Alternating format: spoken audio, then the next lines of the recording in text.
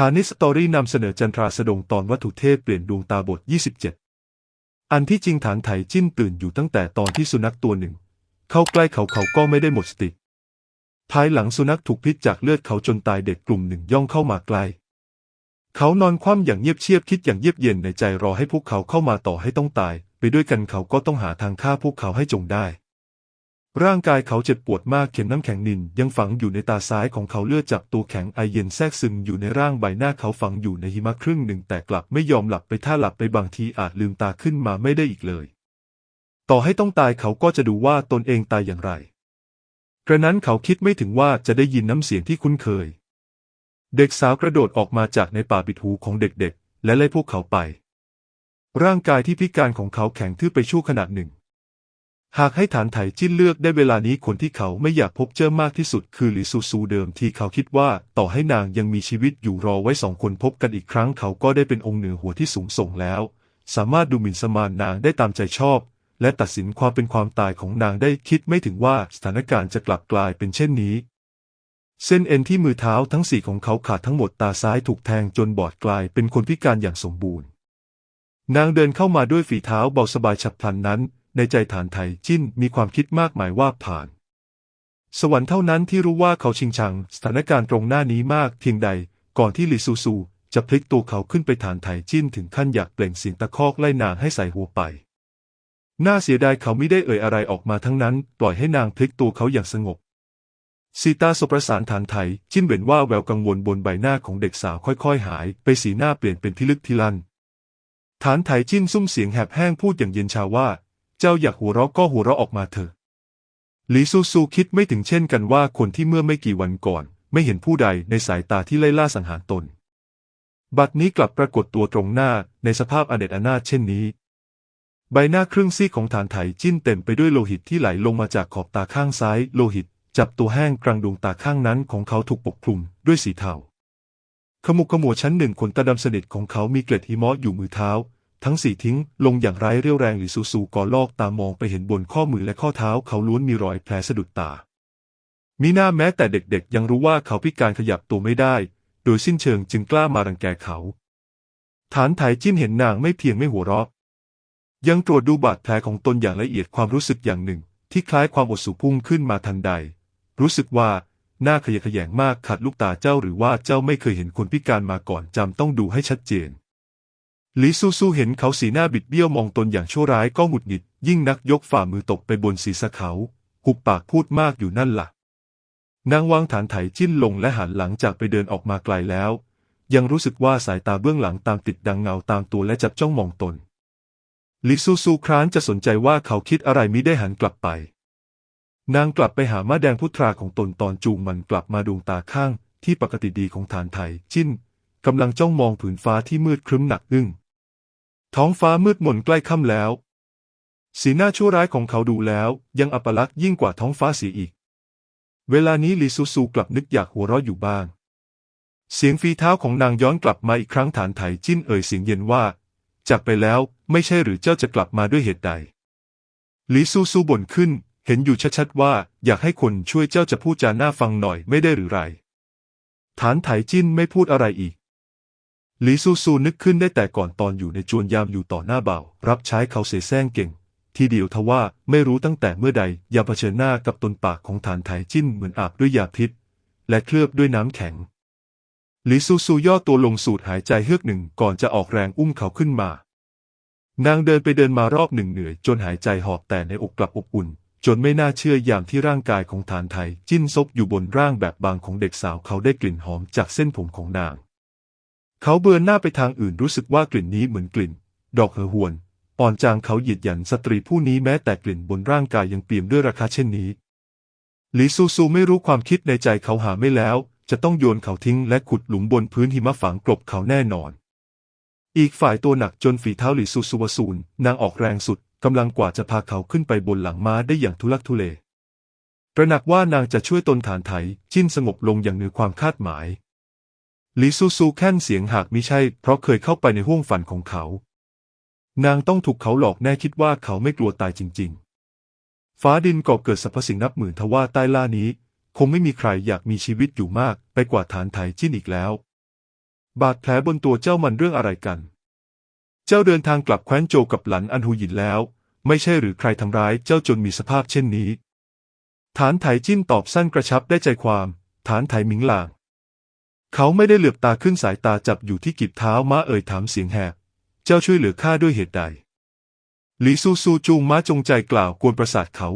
ใครจะไปรู้เล่าบางทีอาจเป็นอย่างที่เจ้าว่าข้าไม่เคยเห็นคนพิการอยากดูเพื่อความบันเทิงกระมังเขาหัวเราะหยันตกลงไปในแม่น้ำไหวเหอเจ้ากลับไม่ตายหลีซูซูใช้กิ่งไม้เข้าไหล่เขาพูดอย่างไม่สบอารมณ์หากข้าตายไปแล้ววันนี้เจ้าก็คงต้องตายเช่นกันเจ้าช่วยข้าไม่ได้ในดวงตาข้ามีเข็มน้ำแข็งนินหลีซูซูฝีเท้าชะงักและขมวดคิ้วน้อยๆนางย่อมรู้ดีว่าเข็มน้ำแข็งนินคืออะไรเจ้าสิ่งนี้เป็นของชั่วร้ายทั้งยังเป็นของชั่วร้ายที่ทรมานคนอย่างช้าๆว่ากันว่าเข็มน้ำแข็งนินเข้าสู่ดวงตาจะทำให้คนร้องให้โฮไม่หยุดเจ็บปวดปางตายยังมีคนที่ทนความทรมานอันยาวนานเช่นนี้ไม่ไหวจนเลือกฆ่าตัวตายทว่าดวงตาของฐานไถจิ้นไม่มีน้ำตาแม้แต่หยดเดียวกระทั่งสีหน้ายังมองไม่ออกว่าเจ็บปวดสักเท่าไรก่อนหน้านี้หลีซูซูจึงไม่ได้คิดว่าเป็นเข็มน้ำแข็งนินบัดนี้รู้แล้วหัวใจของหลีซูซูจมดิ่งนางยังไม่ได้ไปเบร้างย่อมมิอาจปล่อยให้ฐานไถจิ้นตายทว่าถูกเข็มน้ำแข็งนินแทงตาดวงตาถูกทำลายแล้วถ้าอยากช่วยชีวิตเขาต้องเปลี่ยนดวงตาให้เขาก่อนที่ไอเย็นจะเข้าสู่ร่างกีบเท้าม้าย่ำไปบนพื้นหิมะเกิดเสียงดังโศกสะหลีซูซูพูดขึ้นฟ้าใกล้มืดแล้วในเมื่อมีเด็กใกล้ๆจะต้องมีหมู่บ้านแน่ประเดี๋ยวพวกเราหาครอบครัวชาวบ้านสักครอบครัวและขอค้างแรมฤดูหนาวอากาศหนาวเย็นนอนในป่าไม่ได้เจ้ามีสภาพเช่นนี้อาจทำให้คนทั่วไปตกใจได้ถึงเวลาข้าจะบอกพวกเขาว่าเจ้าเป็นพี่ชายข้าพวกเราถูกโจรทำร้ายและพลัดหลงอยู่ในป่าจะต้องมีคนใจดีรับพวกเราไว้แน่ฐานไถจิ้นไม่พูดไม่จาเขายังคงคิดเรื่องดวงตาของตนเองเป็นดังเช่นที่หลีซูซูว่าไม่นานก็ถึงหมู่บ้านแห่งหนึ่งหลีซูซูเข้าไปเคาะประตูดวงตาระแวดระวังข้างหนึ่งพิจารณาพวกเขาจากรอยแยกของประตูพวกเจ้าไปเถิดที่นี่ไม่รับคนแปลกหน้าหลีซูซูชี้แจงเหตุผลรอบหนึ่งแต่เจ้าของบ้านไม่มีทีท่าว่าจะเปลี่ยนใจหลีซูซูจนปัญญาได้แต่ไปเคาะประตูบ้านถัดไปไม่คิดว่าหลายบ้านต่อจากนั้นล้วนได้คำตอบเหมือนกันฐานไถจิ้นพูดขึ้นหมู่บ้านนี้ไม่ปกติหลีซูซูถามเขาเจ้ามองออกจากที่ใดในหมู่บ้านไม่มีสัตว์ครัวเรือนที่จุดไฟตกกลางคืนก็ไม่ได้ยินเสียงสัตว์ที่เลี้ยงไว้ตามบ้านส่งเสียงร้องตอนเจ้าไปเคาะประตูพวกเขาดูหวาดกลัวมากล้วนมองออกมาจากรอยแยกของประตูละแวกใกล้เคียงหมู่บ้านนี้ถ้าไม่มีโจรภูเขาก็ต้องมีปีศาจฐานไถจิ้นพูดอย่างสุขุมหลีซูซูเลื่อมใสเขาอยู่บ้างเดาว่าตอนนี้ในกระดูกคงเจ็บจนสั่นไปหมดแต่ยังไม่ลืมสังเกตสภาพแวดล้อมรอบด้านด้วยความระแวดระวังอย่างสูงนางรู้ว่าฐานไถจิ้นพูดมีเหตุผลดังนั้นตอนเคาะประตูบ้านหลังถัดไปนางจึงชิงพูดขึ้นว่าพวกเราไม่ใช่คนร้ายทั้งมิใช่ปีศาจข้าเป็นอาจารย์ปราบปีศาจที่เดินทางผ่านมาท่านช่วยรับพวกเราไว้สักคืนได้หรือไม่ได้ยินคำว่าอาจารย์ปราบปีศาจครั้งนี้เจ้าของบ้านเริ่มลังเลในที่สุดผ่านไปครู่หนึ่งซุ้มเสียงแก่ชรายังคงปฏิเสธพวกเขาพวกเจ้าไปเสียเถิดหลีซูซูผิดหวังมากกำลังจะจากไปทว่าเสียงไร้เดียงสาของเด็กพูดว่าท่านปู่ให้พวกเขาเข้ามาเถิดข้าเคยเห็นแล้วพี่สาวผู้นี้ร้ายกาจมากประตูไม้ตรงหน้าเปิดออกช้าๆผู้ชราสองคนยังมีเด็กหญิงอีกหนึ่งคนใบหน้าเจียวแววกระวนกระวายไม่สบายใจขณะมองหลีซูซูกับฐานไถจิ้นเด็กหญิงตรงหน้าเป็นเด็กที่พบเมื่อตอนหัวค่ำหญิงชรากวักมือให้หลีซูซูรีบเข้ามาเถอะรอจนคนเข้ามาแล้ว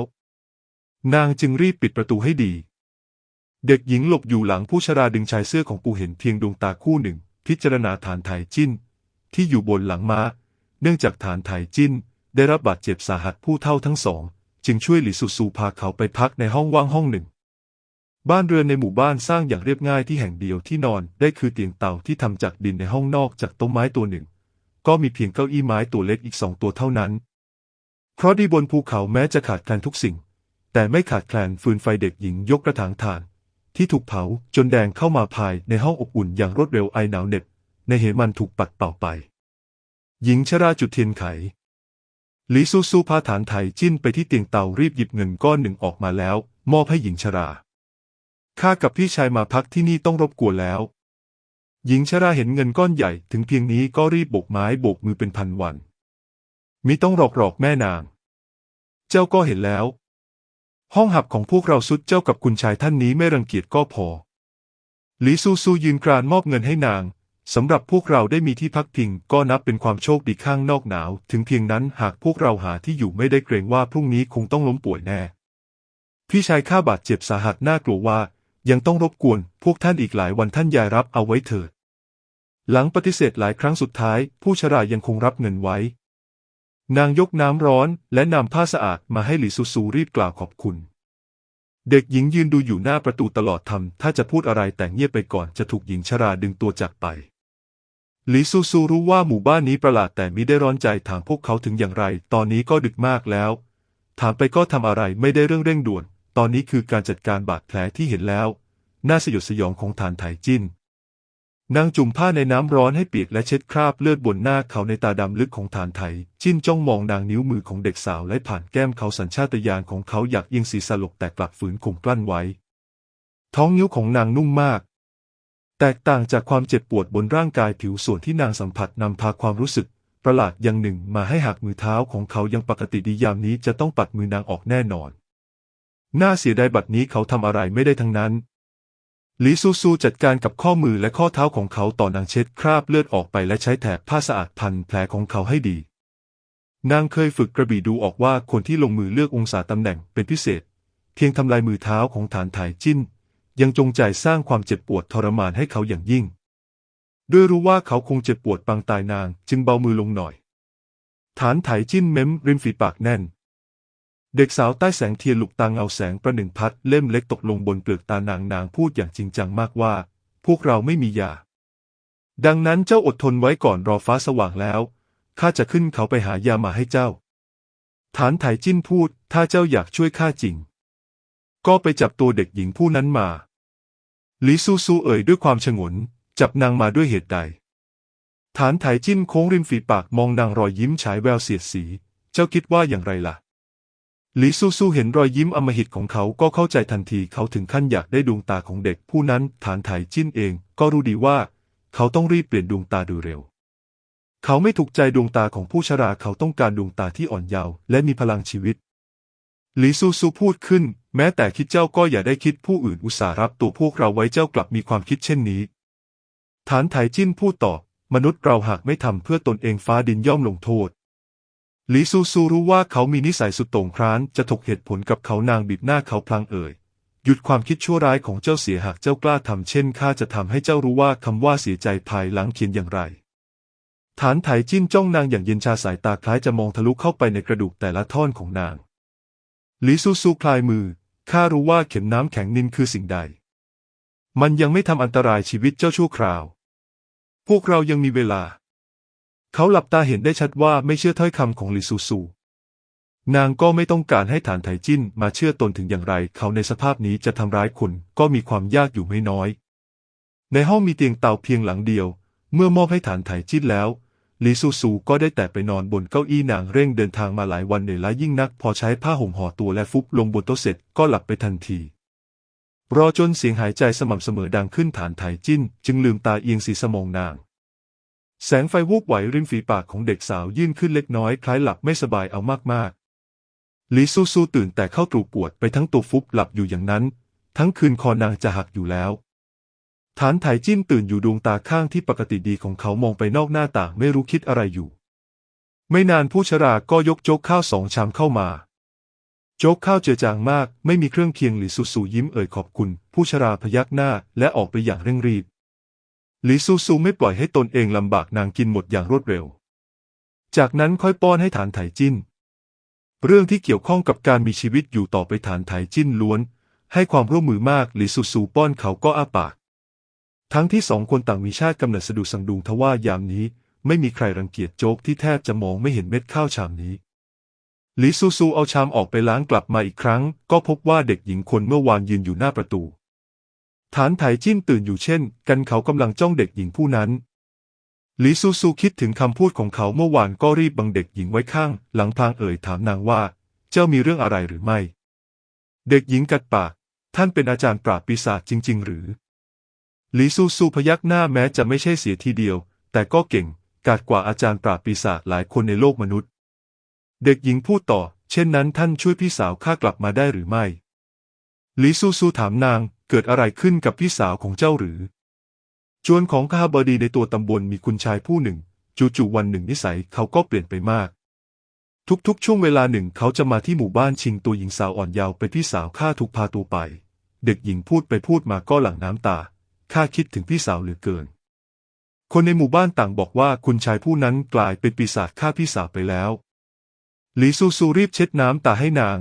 ในเมื่อพวกเจ้าให้ข้าอยู่ที่นี้ข้ารับปากเจ้าว่าจะต้องสืบเรื่องของพี่สาวเจ้าให้ได้แน่นอนจริงหรือหญิงชราเดินออกมานางพูดอย่างกังวลใจแม่นางท่านช่วยพวกเราได้จริงๆหรือ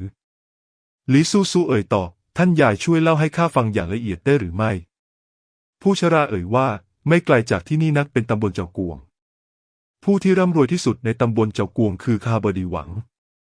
แต่ก่อนคุณชายจนขบดีหวังจิตใจดีงามชอบสร้างกุศล